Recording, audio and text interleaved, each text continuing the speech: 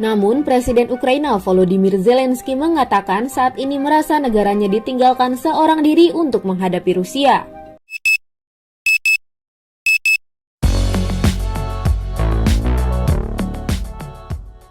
Hai guys, Assalamualaikum. Apa khabar semua? Berjumpa lagi kita di dalam Brozul Channel guys. Apa khabar anda orang Indonesia, orang Malaysia, orang Brunei, orang Singapura ataupun di seluruh Asia Tenggara? Apa khabar anda semua? Saya doakan semoga anda sentiasa sehat, sentiasa dalam rahmat Allah, sentiasa dalam lindungan Allah dan sentiasa diberkati oleh Allah Subhanahu Wa Taala. Itulah sebaik-baiknya rezeki yang Allah berikan kepada kita, iaitu kesihatan dan umur yang panjang. Okey guys, hari ini saya nak menyaksikan satu lagi video daripada channel iaitu Kompas.com. Anda boleh pergi ke channel Kompas.com, klik butang subscribe-nya dan klik butang loceng tanda sokongan anda juga kepada Kompas.com guys. So tajuk yang kita mahu reactionkan hari ini iaitu katanya kerap saling bantu di masa sulit. Ini kenangan Ukraina dan Indonesia. Maknanya daripada dulu lagi Indonesia dan Ukraina saling membantu di dalam apa saja masalah guys. So tanpa basa-basi dan tanpa berlengah lagi, mari kita sama-sama tonton dan reaction bersama dengan Brozul Channel.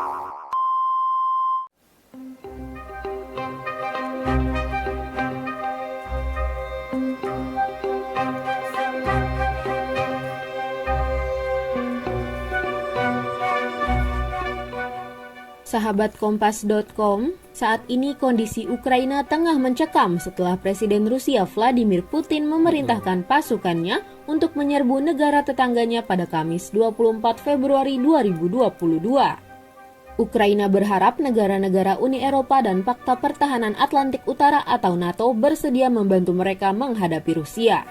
Namun, Presiden Ukraina Volodymyr Zelensky mengatakan saat ini merasa negaranya ditinggalkan seorang diri untuk menghadapi Rusia.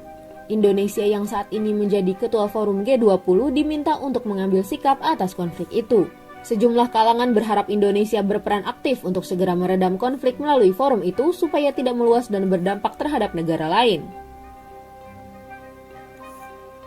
Di masa lalu, Indonesia dan Ukraina saling tolong ketika satu sama lain berada dalam kondisi kesulitan.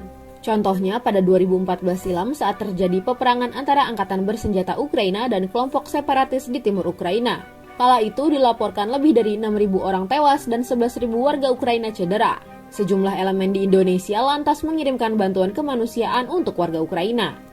Pertempuran antara militer Ukraina dengan kelompok separatis ketika itu membuat banyak orang di antaranya memerlukan bantuan kesehatan.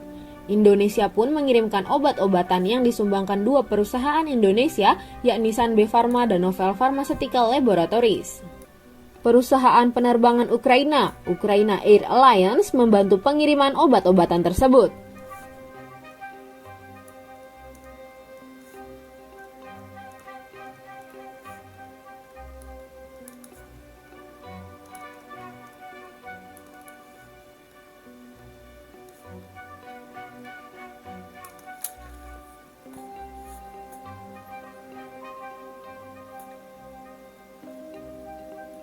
Oh, di sini waktu tu kita tengok bagaimana Indonesia membantu Ukraina guys. Kita ulang balik bagaimana apa yang dibuat oleh di sini.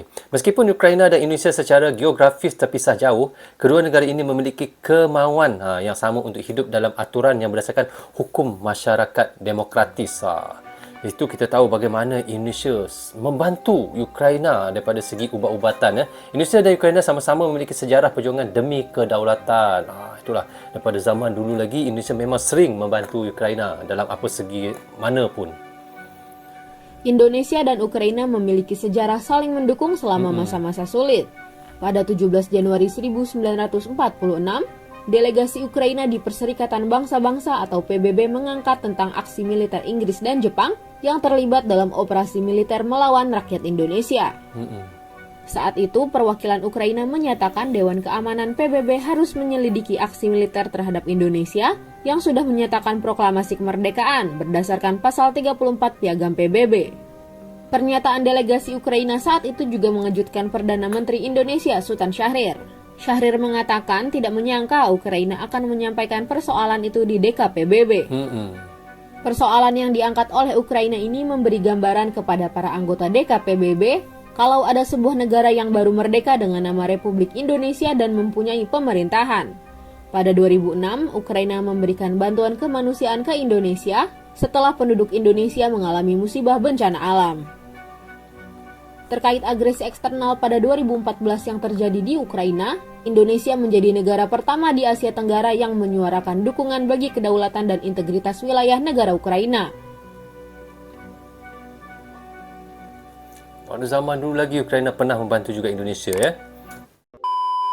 So, okay guys, kita dah reaction tadi daripada channel Kompas.com. Anda jangan lupa pergi ke Kompas.com, klik butang subscribe-nya dan klik butang loceng. Tanda sokongan anda juga kepada Kompas.com. Iaitu tajuk yang kita reactionkan tadi adalah kerap saling bantu di masa sulit. Ini kenangan Ukraina dan Indonesia. Kita tahu guys, Ukraina pada 24 Februari 2022 baru-baru ini Ukraina telah diserang oleh Rusia. Di situ kita tengok bagaimana Presiden Ukraina merasa terpinggir dan rasa macam keseorangan untuk menghadapi peperangan itu. Tiada negara yang membantunya. Dan di situ Ukraina mengharapkan pertolongan daripada Indonesia sebagai ketua G20 untuk menjadi pendamai antara Rusia dan Ukraina tersebut. Itu yang diharapkan oleh Presiden Ukraina guys. Dia mengharapkan Indonesia dapat menghentikan dan dapat berbincang dengan iaitu Pak Putin untuk menghentikan serangan Rusia kepada Ukraina. Sebab Indonesia kita tahu dia adalah ketua di dalam persidangan G20 baru-baru ini dan diharap suara daripada Indonesia dapat menghentikan ataupun untuk menasihatkan supaya Bapak Putin untuk berhenti untuk menyerang Ukraina. Dan di situ juga pada tahun 2014 ketika itu Ukraina juga diserang dan ramai iaitu rakyatnya yang cedera, iaitu militernya yang cedera, dan Indonesia telah menghantar ubat-ubatan ataupun banyak peralatan ubat untuk diberi kepada rakyat Ukraina dan militer Ukraina. Di situ Ukraina pun tahu Indonesia banyak membantu Ukraina dan Ukraina terasa sangat berhutang budi lah pada Indonesia pada ketika itu. Dan pada tahun 2006 juga Ukraina membantu Indonesia masa bencana alam. Baru kita tahu dan baru saya tahu guys, Ukraina pernah membantu Indonesia ketika bencana alam. Itulah antara Ukraina dan Indonesia memang sangat banyak saling bantu-membantu ketika masa dulu lagi, bukan sekarang. Dulu lagi Indonesia dan Ukraina ni agak rapat lah. Dan kita tahu juga Indonesia pun rapat juga dengan Rusia. Hubungan baik Rusia dengan Indonesia memang kita tidak boleh nafikan juga. Okey guys, sampai di sini saja untuk reaction sekali ini. Semoga manfaat untuk kami Indonesia dan untuk anda di Indonesia juga. Jangan berhenti menyokong Brozo Channel tanpa sokongan anda adalah Brozo Channel di dalam YouTube ini. Bagi anda yang suka dengan cara saya reaction, anda boleh klik butang subscribe dan klik butang loceng, tanda sokongan anda kepada saya. Jaga diri anda, keluarga anda, terutamanya anak dan isteri anda. Assalamualaikum, goodbye, bye-bye.